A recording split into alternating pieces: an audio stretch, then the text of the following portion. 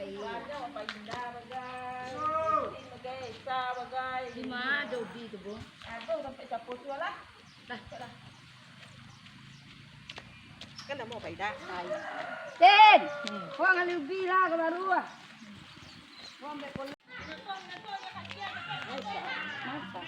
Sa, brek kolak warna sa macam alubi ke bawah. Buat kayu alubi ke bawah lah.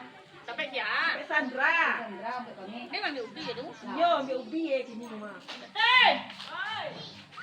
Ni kau orang kau apa ambil ubi ya? Ciri ubi wak. Yo. Tahu ubi? Lah. Eh? Lah, awak terangkat kalau ubi. Bekolak wak. Apa lah kamu awak pergi cari? You cari ke sini nak ke tempat Sandra. Ah, cepet lah. Lah, ambil tempat besar.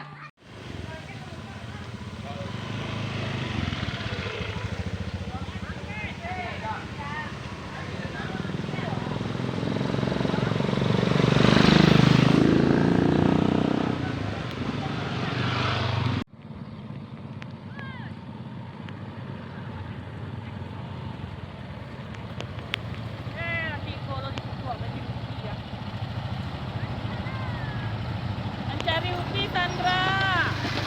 Atau kami beli ubi ya. Ya, ubi san. Kami beli ubi ya, depan ni ah. Kami teragak je kolak ubi ya. Satu kami beli ubi.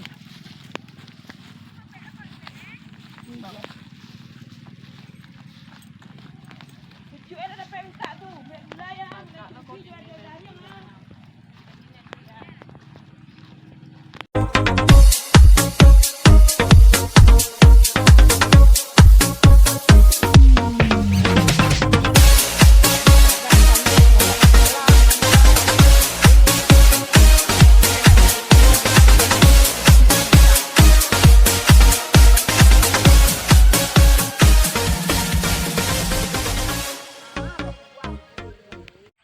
Ikut dah ubinya ni pi ah. Lah nanti baik panik ah. Ame tu lari panih dah rancak buah itu. Tapi utang dulu dah ada piti dah cemekar bayi ya.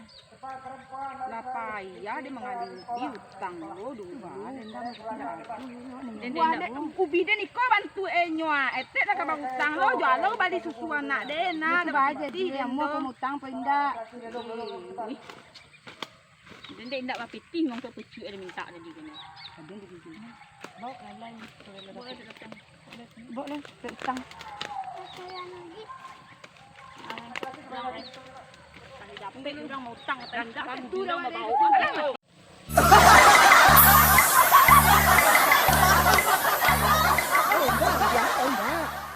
Itulah detik orang tua. Baik.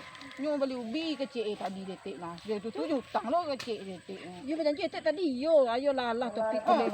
Utang ni detik nak salah payah-payah sakit kaki sesirah tangan dia nak dia tu lah susun utang betul lah.